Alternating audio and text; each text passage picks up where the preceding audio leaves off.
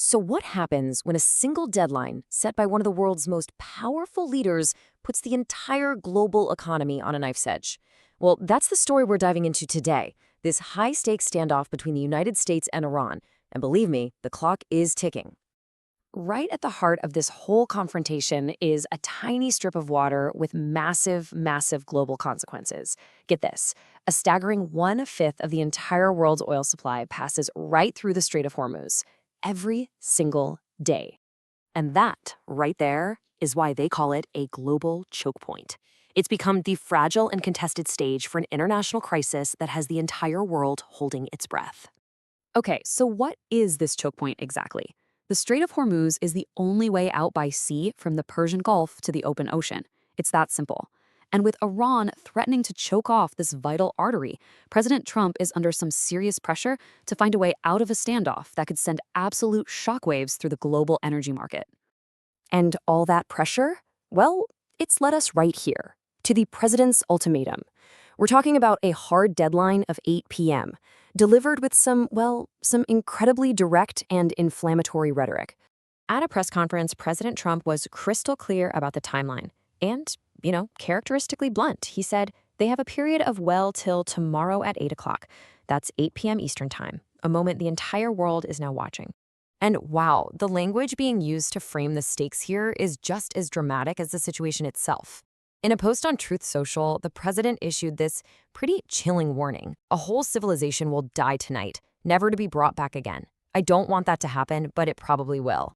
And the threats? They got even more specific. He laid out exactly what was on the line, stating, Tuesday will be power plant day and bridge day, all wrapped up in one.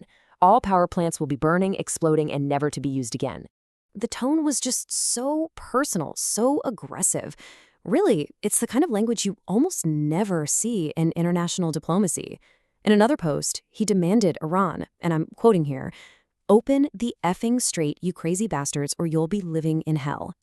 Yeah, a raw and direct ultimatum that pretty much signaled words were no longer going to be enough. And as that deadline got closer and closer, all that fiery rhetoric, it turned into actual kinetic action. The U.S. made its first move with military strikes on Iran's Kharg Island. And hitting Kharg Island, man, that shows you just how much strategic pressure the U.S. was applying here. This is Iran's primary oil export terminal. We're talking about roughly 90% of the nation's oil exports. So for Iran, this isn't just some island. It's their economic lifeline. It's a national trophy. So a senior U.S. official confirmed there were dozens of American airstrikes. But, and this is a really crucial distinction they made, the targets were explicitly military facilities. Think bunkers, radar stations, ammunition storage. The official was very clear that the economic targets, the oil facilities themselves, were not hit. Now, Iran's response to this? They reportedly urged young people to form human chains to protect their power plants. I mean, that's a pretty clear sign of a nation just bracing for whatever might come next.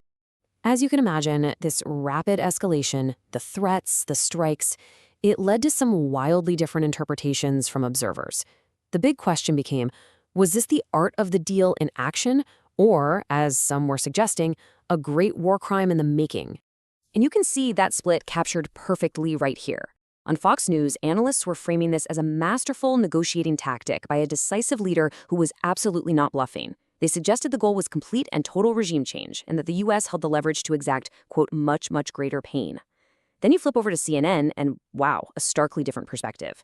One analyst called Trump an absolutely terrible commander-in-chief, warning his threats against civilian infrastructure could constitute a great war crime, and speculated the strikes were just softening defenses for a ground invasion. So, all of this brings us right back to the final countdown. With that 8 p.m. deadline looming, one reporter described the mood perfectly, an entire region on tenterhooks, just waiting to see what happens next. Okay, so let's quickly recap the path that brought us right to this moment. First, the president's ultimatum to reopen the strait. Second, those explicit threats to destroy Iranian power plants and bridges. Third, the U.S. strikes on military targets on Kharg Island. And that brings us to the deadline itself, with the whole world watching the clock tick down to 8 p.m. Eastern. The question that hangs over this entire crisis is simple but profound.